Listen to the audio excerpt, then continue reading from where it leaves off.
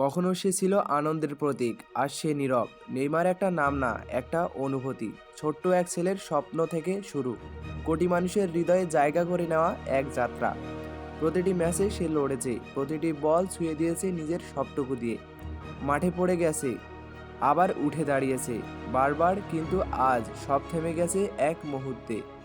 শেষ বাঁশি বাজতেই মাথা নিচু করে দাঁড়িয়ে থাকা নেইমার, চোখে জল, মুখে কোনো কথা নেই, যেন হাজারো স্বপ্ন একসাথে ভেঙে পড়েছে।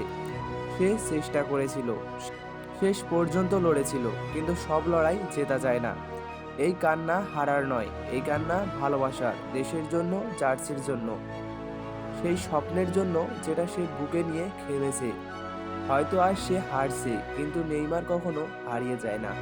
কারণ যারা হৃদয় দিয়ে খেলে তারা স্কোরবোর্ড নয়, মানুষের মনে যেতে যায়। এটা শেষ না, এটা শুধু আরেকটা গল্পের শুরু।